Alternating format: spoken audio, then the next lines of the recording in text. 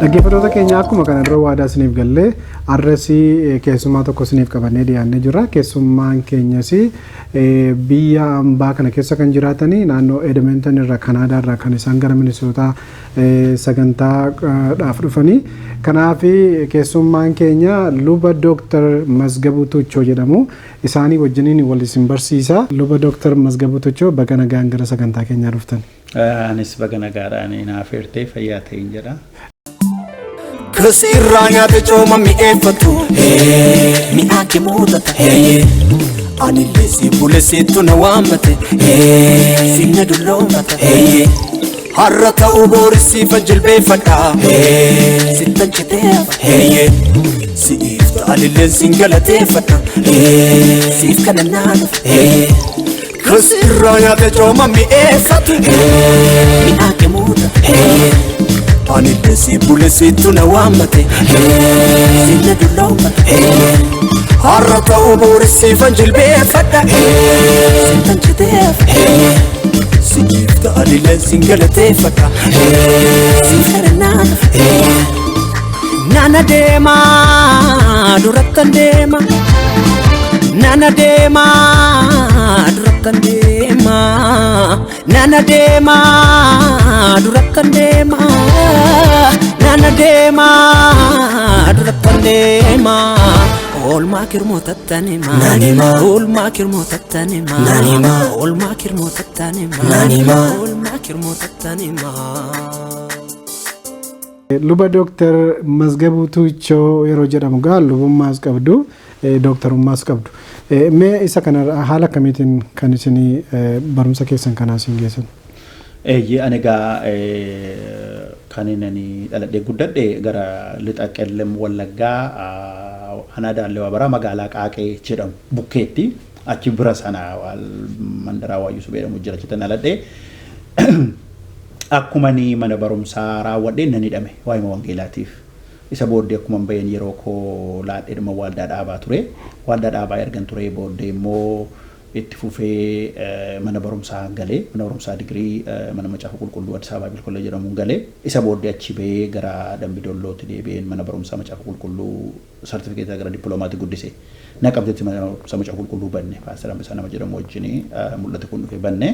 Isa taane maastersii argadhe Naayiroobii deeme liidarshiippii irratti maastersii kootuun achi hojjechaa jiru deebi'ee mucarraa Los Angeles immoo maasters of divinity argadhe achi dhufee waggaa lama walakkaa Los Angeles nan ture yeroo sana gaa carraa argadhe biyya kana keessa iddoo baay'ee hojjechaa biyyas dhaqaan ture atuun kanaan jiru carraa Torontoon waldaan Torontoo immoo gara sanatti yeroo tajaajilaaf deemu naaf heeranii achi immoo gaafa naqu masters of theology kootiif leadership irratti immoo PhD koo hojjedhe waggaa torbaa walakkaa achuma waldaa Torontoo paasterii ta'ee tajaajilee waggaa sarnarraa 2016 immoo gara Edmontonitti gadi bu'ee waldaa achitti jalqabeen amma immoo waggaa lamman kana waggaa darbee ka'ee North Alberta University conflict resolution and negotiation irratti waggaa lamaaf barumsa barachaa jira specialize gochaa man jira jechuudha waa'ee rakkoo kana hiikuu irratti.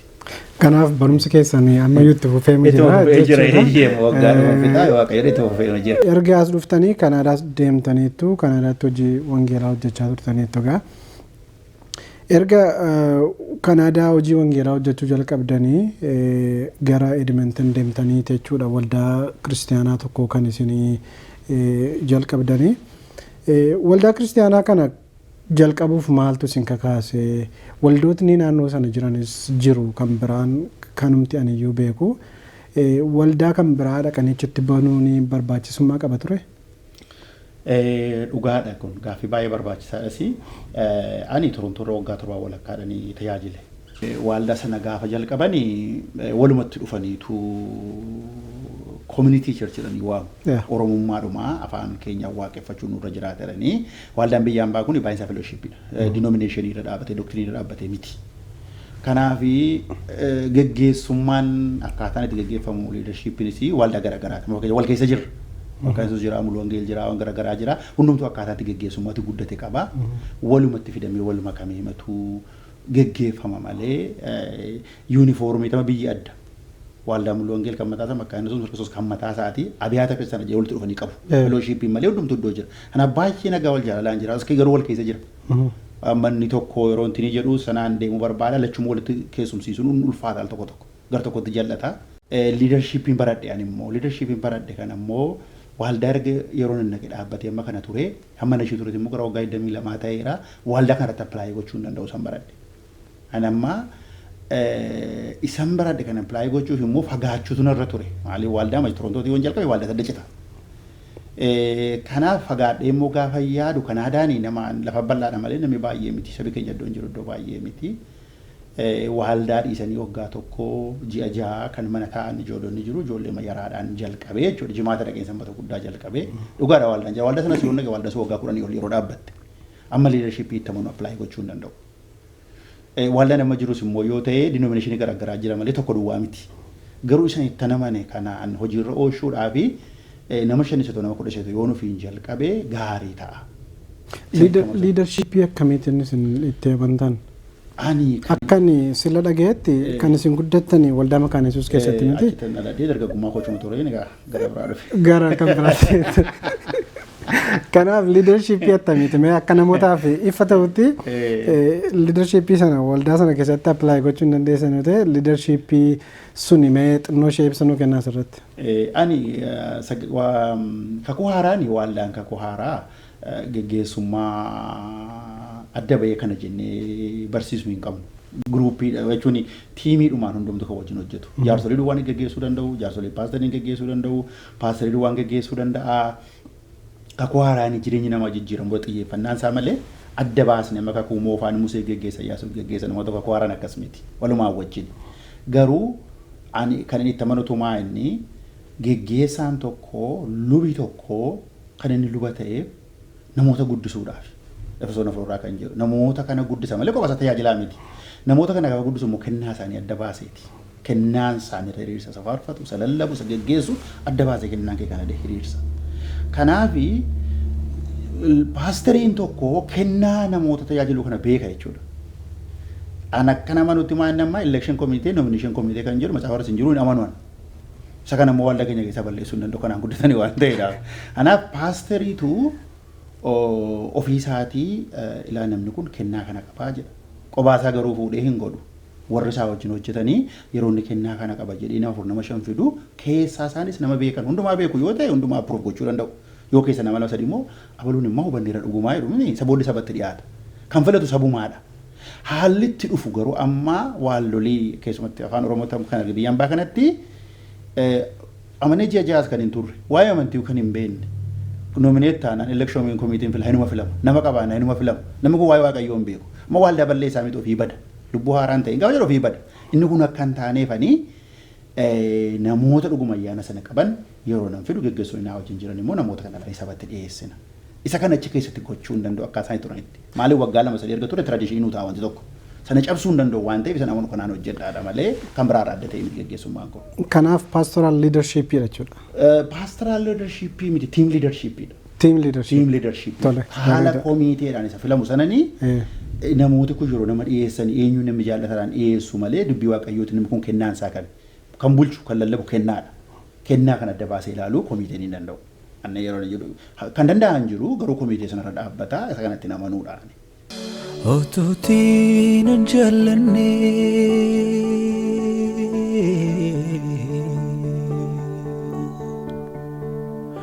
otuutiin hin fo'anne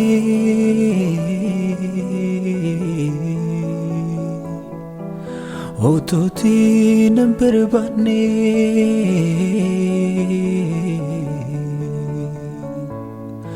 otuutii ofitti nan qabne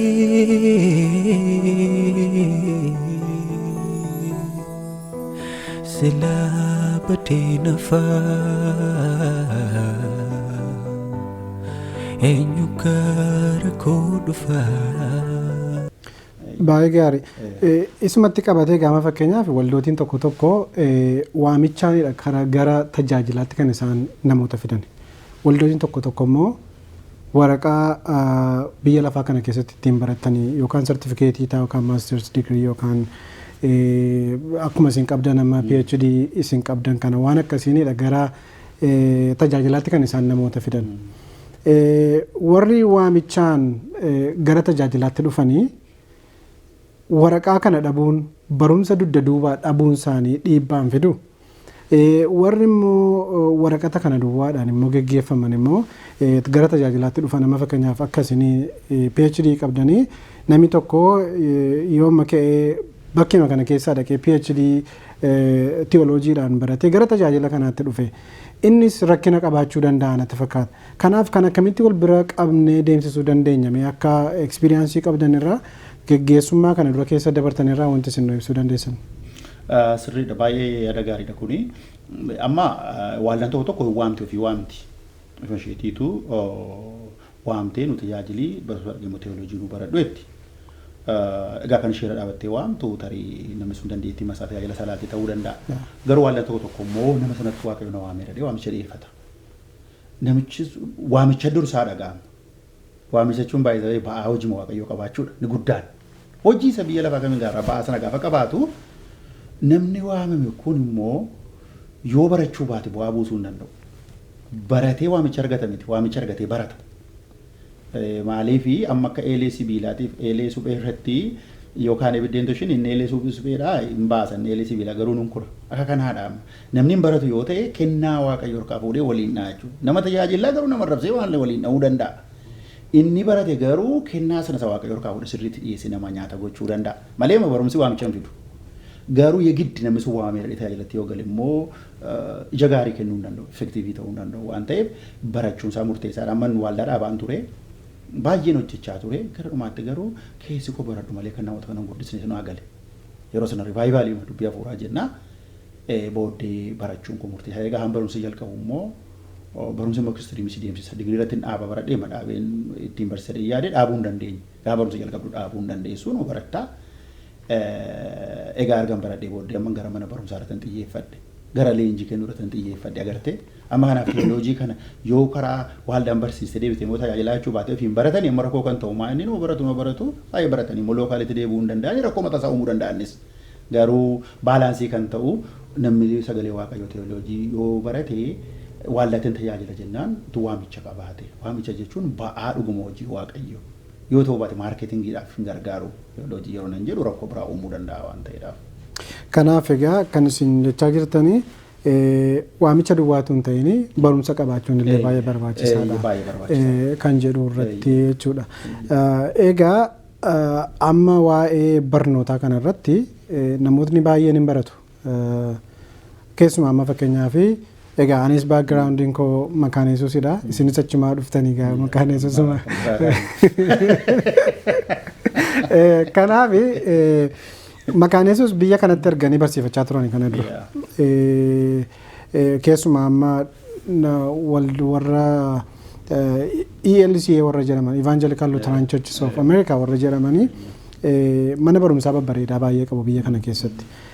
Maqaan Yesuusis biyyaatti asitti erganii namooti keenya akka isaan carraa kanatti gargaaraman godhaa turan.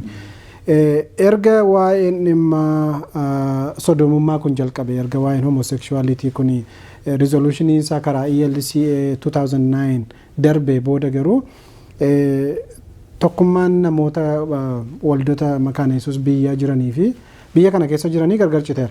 Isa booda isaan barattoota isaaniillee as erguu dhaabaniiru jecha. Kan amma akkamitti ilaaltu isin amma fakkeenyaaf manni barumsaa akkas akkasii ammayyuu jira biyya kana keessa. Namooti keenya keessaa baratan illee jiru. Kana dura warri baratan sirriidha. Waa'een dhimma homosexualii rakkina hin turre keetti baratanii giraajuweet godhanii PhD kan qabanii baay'eetu turanii.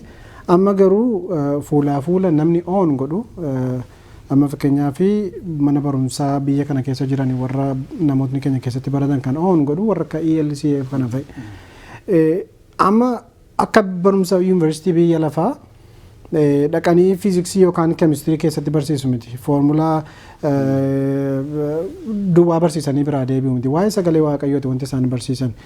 Achi keessatti namootni keenya barachuun gara fuulduraatti dhiibbaa qabamoo rakkinaan qabuu dhaqanii baratanii galu kan jedhu yaada qabdu isin. Maal isinitti fakkaata? Keessumaa erga waa'ee barumsaatti namantu ta'e namni erga waamamee barachuus qaba arga ta'e kanarratti mee yaada gabaabaa nu kenna. Amma gaa barachuun barsiisaa murteessaadha. Akkuma amma kaastee barsiisaan biyya lafaa lecturing godhee yoo fatanaa darbee kufee immoo hin kufeedha. Kanaaf murteessaan inni biraan qabu. Garuu manni barumsaa dubbii waaqayyoo influensii guddaa uuma. Maaliif waa tokko xaqqasna ka baay'ee sagalee waaqayyoo kana xaqqasan sun gaafa naan falu. Anis immoo isumaadha. Garuu inni immoo barsiisaa kooti. Caalaa baratee jira. Tuunni caalaan baran irraan baradhu. Hajuu kooti. Kanaaf Giriikii fi Biriyuu inni xaqqasu inni beeku amma isaan beeku irraa barachuun naqe. Namni kun kan inni chaalenjii na godhu har'a noo jedhee jennoon bira darbuun koo bu'aan qabu. Inni jedhe garuu woordiin jechi humna guddaa qaba. Sammuu koo keessa na nyaata rakkoo natti uumaa jechuudha. Jireenyi koo amalli koo ilaalchi koo jijjiiramuuf dhaqeen gaaffiidhaan ba'a. Maaliif namni yoo horizontaalii wal qixxaatee wal chaalenjii godha malee ama barsiisaadhaan barataan tokko noo jechuu ni danda'a garuu barsiisaan qixxaate jechuu miti. Maaliif inni sun ijji giddi baakumsa amma qabuudha. Namni taa'ee tokko dhagee digriin barsiisu. Kanaaf barsiisota waan kanatti amanan irraa barattoonni keenya dhaqanii barachuuni really bu'aa isaan argatanii rakkisa haaraa isaa caala. Yeroo jettanii mana barumsaa wangeelaa jechuu keessan. Mana barumsaa wangeelaa jechuu kooti. Mana barumsa sakaanii miti. Gabaadha. Inni biraan hojiidha. Ilaalcha walii dhiistee waan natteef hojjettee waan natteef barattee deemta. Inni kun wal keessa jirra waan goonu hin qabnu. Mana barumsaa itti baradhu barsiisaan koo influensii na godhaanaan. Kanaaf waan biraa dhiisee amma fakkeenyaaf barumtoota liberaal barsiisonni na barsiisaniiru. Jechi isaan jedhan baay'een isaa uummata kuna dhukkubsa. Jechuun waa'ee makanaa sun ta'e waan biraa kan isaan jedhani biliivii nan qabu baay'ee na rakkisa jechuu kooti. Kanaaf yeroonni kun kanatti amanan yeroo jiranii barataan tokko dhaqee isaan biraa baratee isaan chaalenjii godhachuun badaa miti waan ta'eef barataan irratti rakkoo mataa isaa uuma. As deebi'ee gaafa dhufu barataan kun akkamittiin akka saba kana barsiisu kaayyoon keenya saba kana barsiisuudha waan ta'eef dhugaadhumatti bu'aan ni buusu madaan jiru. An kanaaf hin gorsu iddoo akkasitti baradhaa jedhee mana barumsaa immoo at least namni tokko dipplooma digirii barateennaan ofii selektii godha. Ofii ilaalee barachuu turre jiraata. Dur dhuguma isaantu ispoonsara godha. Amma biyyi keenya ergatee barsiifattu ispoonsara godhu. Kanaaf amma immoo waldaamtuu kun nan baasutti diddeetti. Kanaaf barattoonni as jiranis yoo ilaalanii mana barumsaa wayyu kan biraatti yoo baratan malee achi baanii barsiisuudhaaf really bu'aan buusanidha yaadan jechuudha. So galatooma yaada gaariidha baay'ee. Amma gaa leadershipidha kan isin irratti fookasii gootanii hojjechaa jirtanii. Waa'ee biyya kana keessatti amma waa'ee tokkummaa waldoota Oromoo Addunyaa keessattis qooda fudhachaa turtan. Tokkummaa waldoota Oromoo Addunyaa kana geggeessummaan isaa maal fakkaata? Gara kamitti immoo adeemaa jira? Tokkummaan Oromoo 2007 biyya kana dhufe. Barumsaa fi Ameerikaa Los Angeles dhufe akkuma dhufee iyyuu tajaajilaaf as dhufe ergasii gara waggaa 13 tokkummaa kana keessa jira. Yeroo nu dhufne sana tokkummaan kun baay'ee guddaadha. Tokkummaan kun baay'ee cimaadha si dhugaa sa'uuf yoo ta'e baay'ee namatti tola jechuudha. Gidduutti garuu 2009 kee gara waggaa 7 waggaa 8 waldaan somarra ture. Waa'ee masamma kaasne waa'ee ilkaa kana ture akkoo guddaa ture. Kaawunsilii waggaatti wal agarru hundumaa dubbiidha jechuudha. Elka jechuun ELCA kana yeroo hundumaa waggaatti gaafa dhufamu dubbiin kun dubbii teoloojii ture. Sagalee waaqayyoo maal jedha jennee ilaallee wal argee keenya irraa adda ba'a. Maaliif duraanii waggaatti al tokko wal arguuni akkuma taankisgiivingii keenyaatti akkuma jira miti akkuma guyyaa galataati. Waggaatti gaafa wal agarru. Dhugaamatti keessumatti yeroo baay'ee simanii poolisii ta'asii waan bifa addaa tokko jiru fakkaata sabi keenya wal Oromiyaa waan jiru Awustiraaliyaa nabu dabusii galee jaalayyoo tokkummaan jiru. Wanti kun gaafa dhufu garuu baay'ee nu jala hamiidha. Namni dhaquusaa sodaachuu jalqabe maaliif dubbiidha gaafa dhaqu. Adda baasnee ilaallee dubbiin kun sagalee waaqota teoloojii ilaallata isaan hiikan hin jenne walumatti ture leadershipii keenya waan ta'eef kun waggaa ture waggaa 8 baay'ee nu miidhe jechuudha waan tokko irra ga'uu dadhabne. Egaa yeroo sana keessa chaaptarii immoo tokkummaan kun of jalatti Awurooppaas baneera Kanaadaas baneera. Akkuma federaalaa ta'e yeroo isin jedhu hundumtuu koroma mataatiin of dandeessu socho'ee jechuudha markoo kana keessa. Tokkummaa waldoota Oromootu chaaptarii adda addaa Awurooppaa keessattis Kanaadaattis seensaa kana jedhee Tokkummaan waldoota Oromoo kan biyya lafaa addunyaa walitti qabatee jira. Chaaptarii yeroo jettan egaa waldootni Awurooppaa keessa jiranii walitti dhufanii tokkummaa tokko akka isaan uuman ajajaa baatanii achitti. Waldoota Awurooppaa keessa jiranis walitti dhufanii tokkummaa akka uuman. Maaliif achumatti jabaatu garuu eessa jiru tokkummaa kana jala jiru. Seeruma keenyatu iddoo jirutti tokkummaan kun iddoo akka walitti dhiyaatanii banuufii danda'a jedha. Innaa garuu amma gaafa rakkoon kun uumu maal ta'e inni Kanaadaas indipendentii fakkaata inni Awuroopaas indipendentii fakkaata. Liidarshiippiin asirra jiru maalitti deebi'e rakkootti deebi'e waan ta'eedhaaf jechuudha. Agartee mul'ata isaa fagoo irkaa badiluusii godhe jechuudha.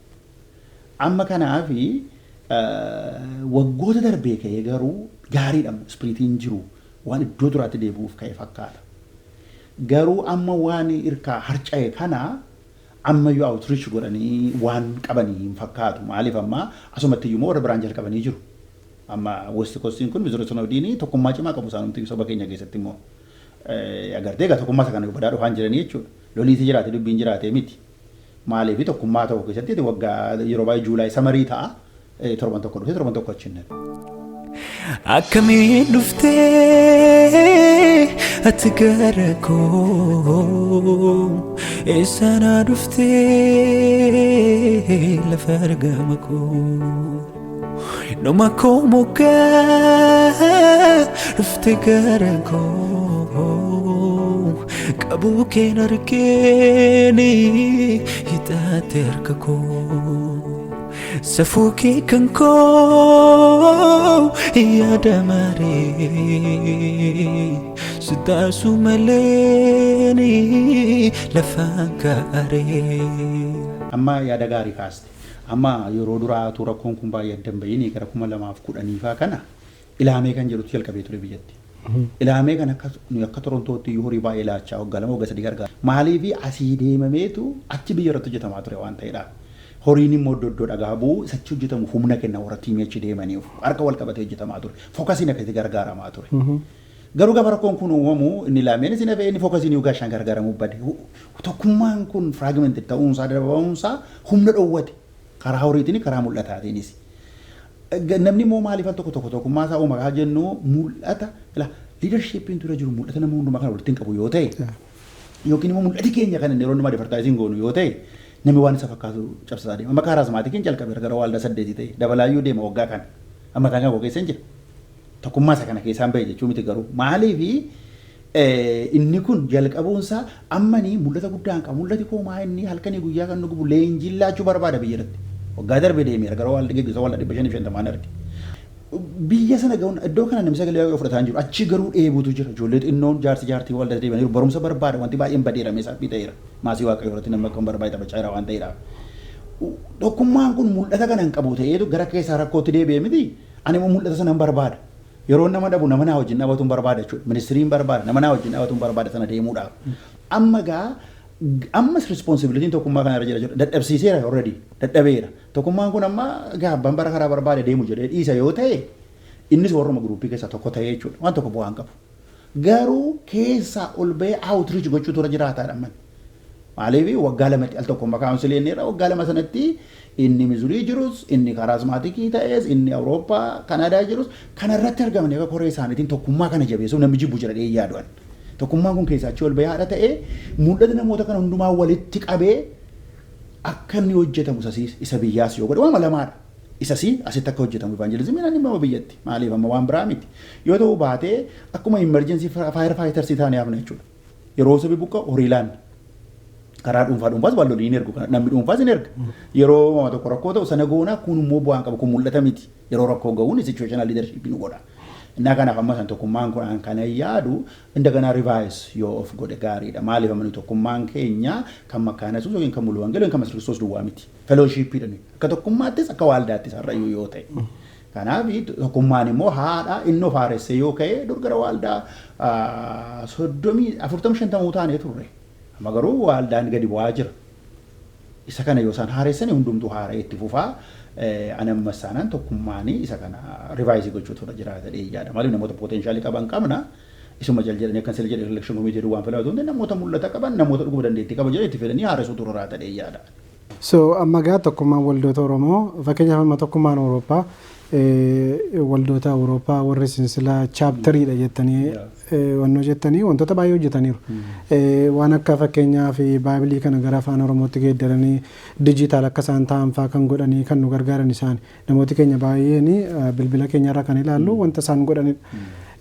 Tokkummaan waldoota Oromoo addunyaa garuu wantootuma qabatamaa akkasii birallee ga'ee ni jira. Kanaaf gara fuulduraatti warri chaaptarii ta'an kunii fi warri biyya keessatti sinoodii warri Mizuurii sinoodii jedhan kunis warri giruupii kan biraanis walitti dhufanii waldaa kana jabeessuu qabuudha kan isin jechaa jirtan. Egaa amma rakkoon inni uumuu danda'u giruupii akkasii uumuun tokkummaa akkasii uumuun amantootaa fi tajaajiltoota irratti rakkina uuma. Akkanaa galutti jechuudha. Keessumaa tokkummaan tokko yoo jiraate waggaatti al tokko wal ga'uun isaanii waan hin ooledha. Waggaatti al tokko yoo ga'e yoo al tokko Veegaasitti ol ga'anii inni tokko Minnesotaatti ol ga'a inni tokko immoo Los Angelesitti ol ga'a yoo ta'e tajaajiltooti iddoo kana sadanuu hundumaa dhaquu hin danda'ani tokkoffaa. Kuni biyya Ameerikaatti hundumtuu jireenya mataa isaatiif faayitii godha waan ta'eef tajaajiltootis akkuma kana amantootis akkuma kana.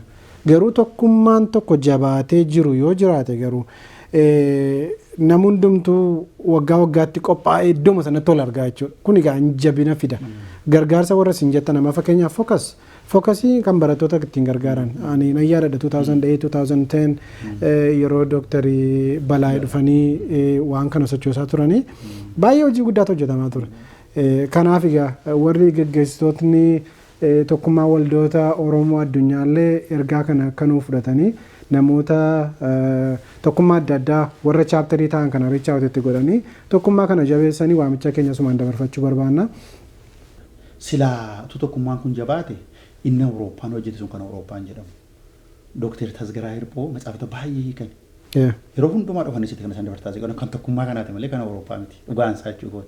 Dijitaaliin kan hojjetan kan Awurooppaa miti kan tokkummaa kanaati malee. Rakkoon tokkummaa kana keessatti uumamuuni warroonni sun akka isaan baba'an godhe mul'ate. Kana maaliifi dandeettii gurguddaa dhokatee jira ammas. Tokkummaan kun akka tokkummaatti as duwwaa miti addunyaa iddoo biraas akka isaan hojjetan gochuu danda'a. Biyya keessatti dabalee waan ta'eef ammayyuu akkumatti jetti dhaamsi koosii tokkummaan kun tokkummoota jiran ta'aa outreach godhee konvenshinii gochuu dandeenya waggaa sadiitti tokkummaa kana wal arguu dandeenya. Amma kaawunsilii waggaa lamatti deemera guddinuma baay'ina irraa rakkoo irraa garaagaraarraas kan ka'e waggaa gochuurra. Mizuuriin fakkeenya akka nama wal fakkaatuun godhe inni biraa akka wal fakkaatuun godhe zassookee mul'ata tokko hojjete saba kanaa outreach goon ammoo sabuma Oromooti amma kan bira geenyu. Kanaaf giruupiin kun immoo injee qayyuu yeroo nan jedhu tokko kophaa jiraate yoo ta'e wal dhaala. Egaa biyya Ameerikaa keessa jirra. Biyya Ameerikaa keessatti immoo rakkoo guddaan mul'atu waldootiin caccabuudha. Waldootii caccabuu kanaaf maayinni sababni guddaan namootni yartuudha. Fakkeenyaaf Minnesotaa yoo fudhattan namootni baay'eedha. Garuu Ameerikaa keessa yeroo ilaaltanii namooti baay'ee amma kanatti baay'eedha jennee waamuu hin dandeenye. Rakkinni guddaan maalidha kan kana hundumaa uumaa jiru?